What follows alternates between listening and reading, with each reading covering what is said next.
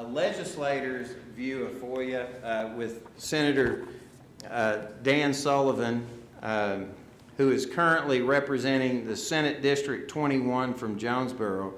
Senator Sullivan is a passionate FOIA advocate in the legislature. He's been involved, last session I know was involved in various open sunshine bills and legislation. He's been a three-term member, right? State representative, now is a state senator, but probably even more important than that, he spent 39 years educating our children, coaching, and then, gosh, he just the list continues to build. But then he was in healthcare, provided meaningful work. He's been married for 31 years. So with that, I'm going to present you Senator Sullivan.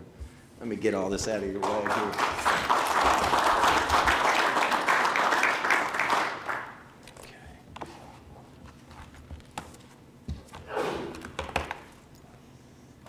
Thank you, Joey, and good to see everybody here. Glad to see the turnout. Again, I'm from Jonesboro, Arkansas. Just got involved in the legislature because I got mad one day and ran and lost really close, and thought I will never go back to this. I just hate, because I hate losing, y'all. But decided then, when another position came up in the House, decided I'd run, and stepped up and run and won that seat. And as Joey mentioned, I was reelected twice, so 3 terms in the House, and this is my first term in the Senate. Running again for the Senate. I have a Democrat opponent, no Republican primary opponent. I'm thankful for several people for helping us work real hard in this time, because there are Republicans working hard to beat other Republicans. Thank you. In those primary elections. So I encourage you to really get involved, watch who your local people are, and running. I'm really thankful for this transparency group that we have. I think it's critical. We have one in Jonesboro. Matter of fact, they're meeting tomorrow night, and I'll be at their meeting tomorrow night, and this idea of transparency in government is spreading statewide. And you always have to ask yourself, why would a group like this, why does it spread? It spreads because it's successful. You know, things that fail don't spread well, except for viruses, I guess. But you know, things that are good in government, good for government and limited government, it goes around the state because people find a use for it. And Joey mentioned several things about our local library and the issues that are going on there with FOIA and other issues. But this idea of transparency is huge. And just to give you an idea, some of you may or may not know, some of the other issues I've been involved in, free speech on college campuses. You know, for a while, our college campuses had free speech zones, and you had to get a permit to go talk in that zone. Well, a young lady from Jonesboro filed suit against Arkansas State University.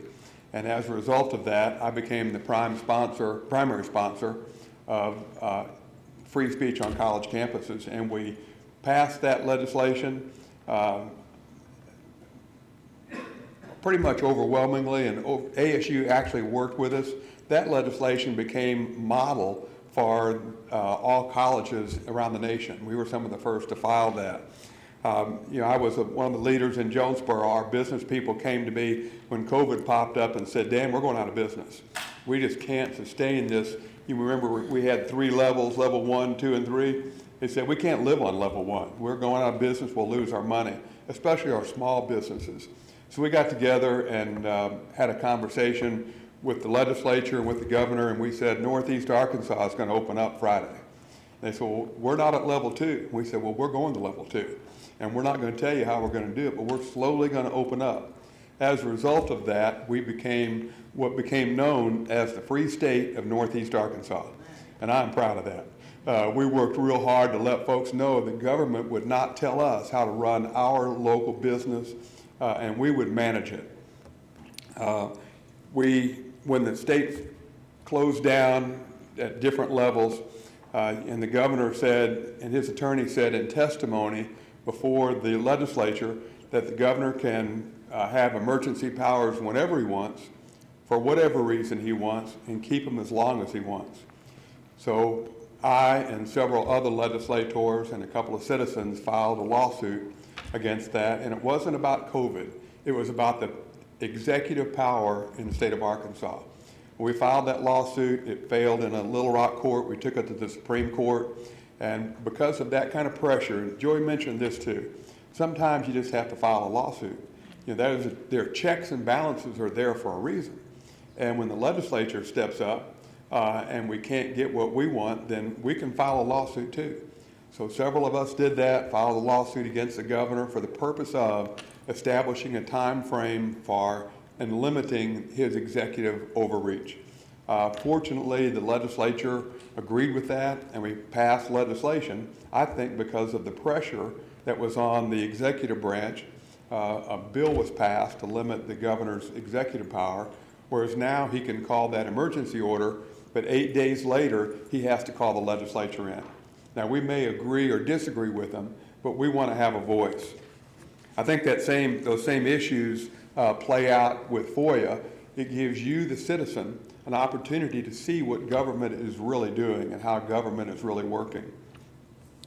During this past session, we passed Act 310, which is to photograph records. And again, some of you may think, well, who wants to do that? Well, in the library case, we had people that were FOIA-ing the library, and the library would say, you know, we can't get in touch with our attorney, and we're not going to provide that information right now because our attorney is not responding. So I called, you know, some of our citizens called me and said, well, Dan, what do we do?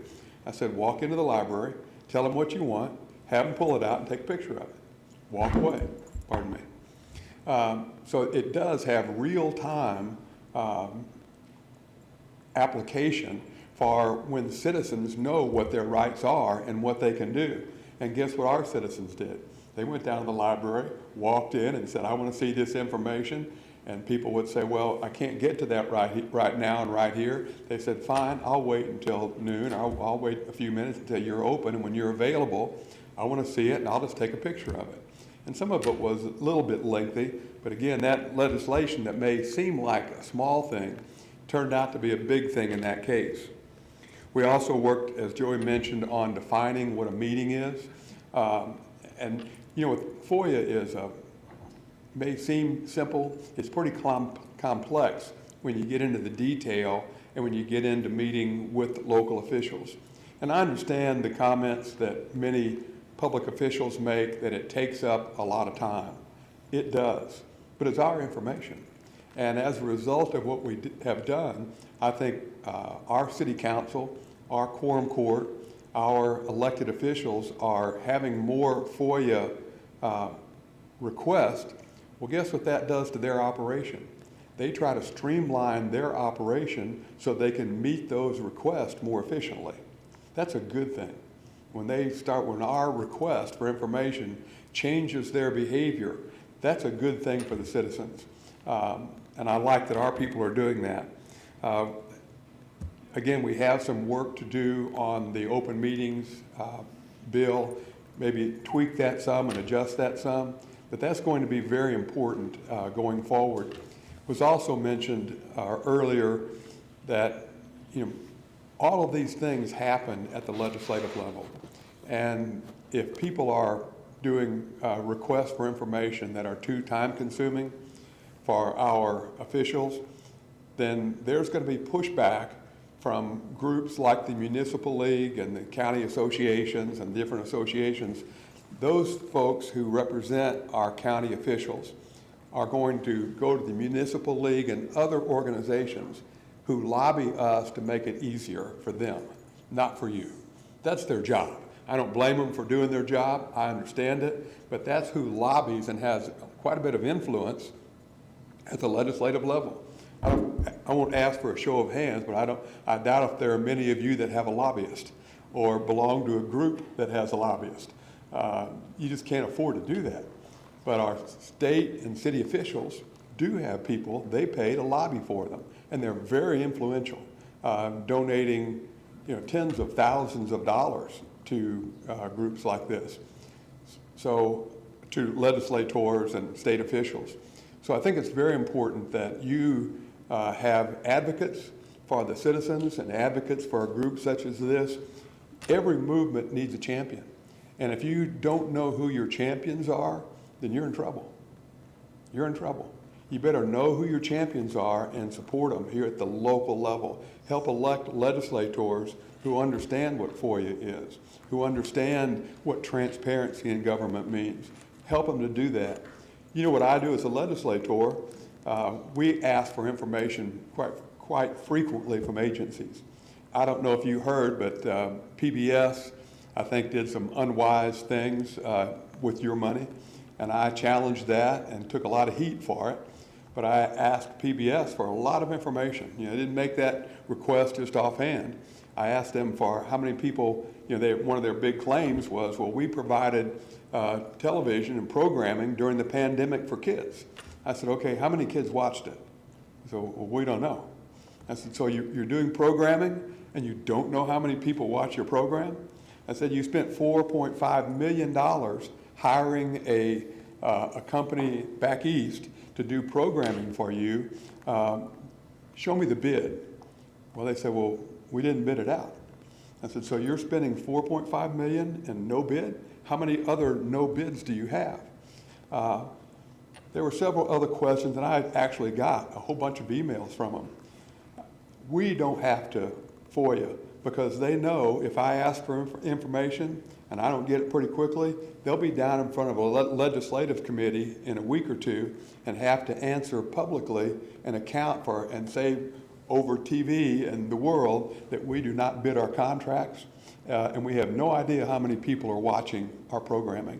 You know, they said, well, we do sports programming now, and we televise the championships of all of our state championships.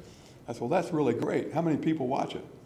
Well, we don't know, but you're paying for all of that. So when I say, look, you can answer it to me, or I will have you in front of a committee, the only way you can get that, two ways, I guess. One is call me, or call your state legislator to get that information, or you can do a FOIA request and find that, and then help us publicize that information. Again, that doesn't speak to FOIA. It speaks in a huge way to transparency.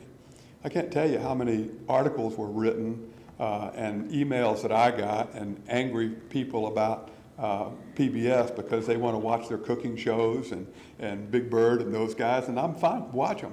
But there's a lot more down there than this, and if people don't know it, then they struggle. I have a clip from a very obscene, it was called The Gospel of Eureka. I don't know if you've ever heard of that, but you can look it up on the web. That was promoted and published on our PBS programming. Folks, it is obscene. They are whipping Christ in loincloths and doing some things that are just really terrible. Our PBS people did that. So when people would email me and say, why are you after my cooking show? I sent them a clip of that. And some of them didn't answer. That was it. Some of them said, sorry, Dan. But if that information is not public and transparent, then people get upset, and I understand that. Joey mentioned transparency in our school board meetings.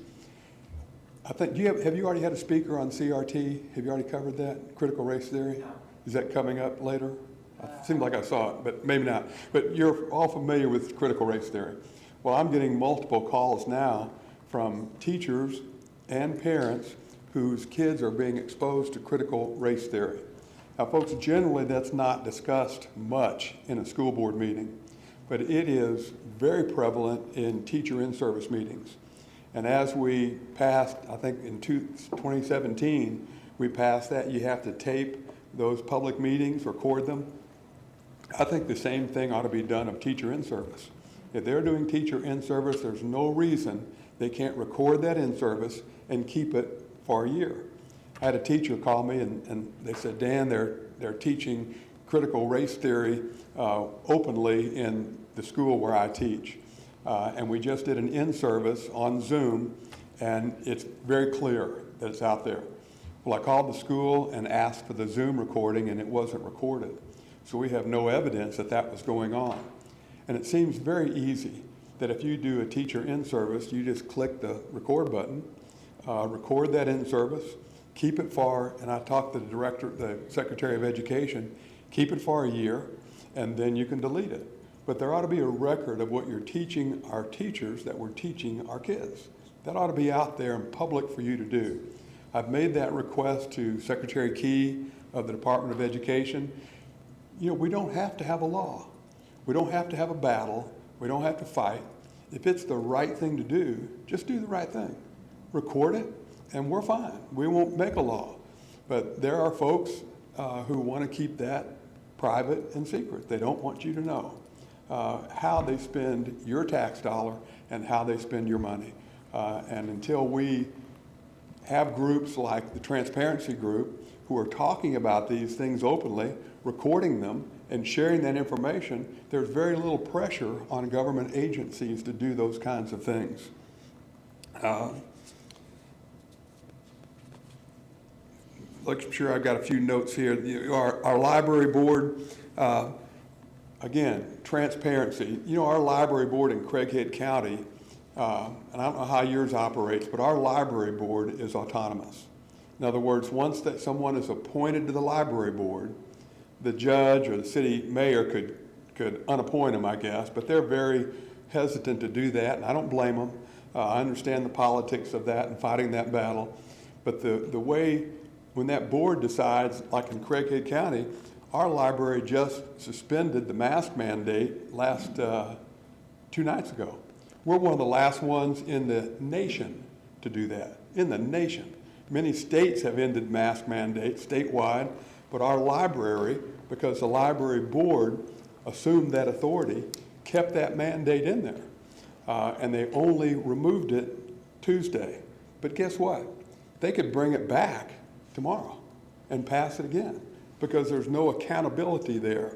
So I'm hoping, and this is my suggestion to our quorum court and our city councils, and you may want to look into this.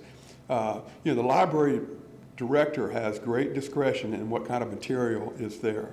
And when Joey talked about obscene material and pornographic material, it is. It's very obscene, and there's no discretion there. In my opinion, they're not using discretion properly, I guess.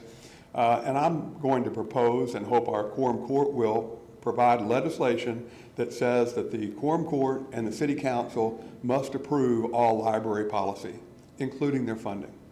That gives a check and balance that is there. The library could say people have to wear white socks coming in to the library, and there's no check and balance there. They do what they want.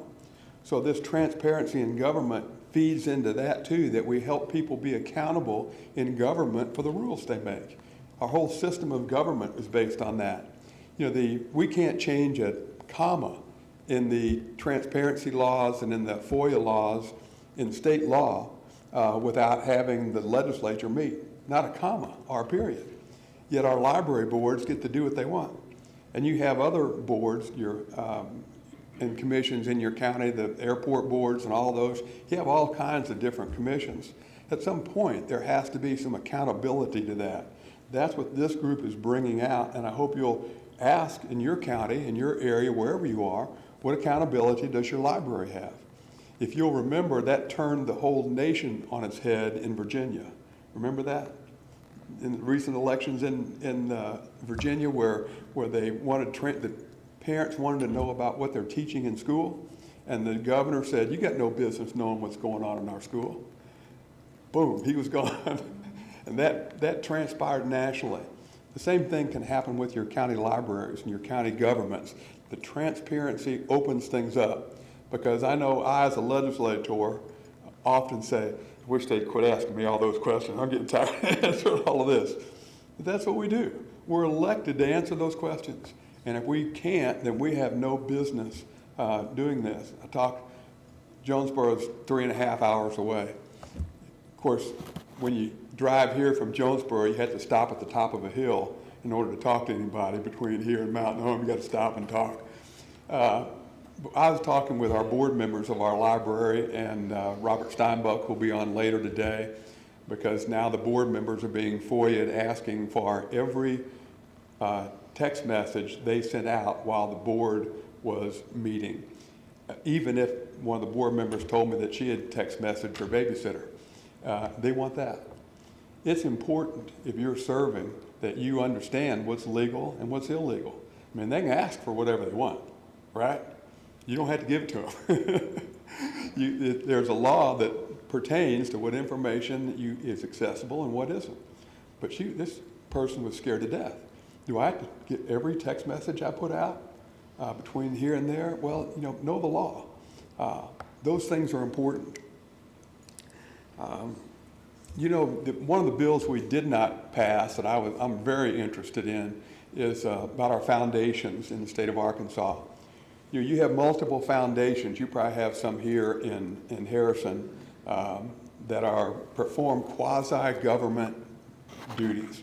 Arkansas State has a foundation. The state government, the Arkansas Department of Economic Development, has a foundation.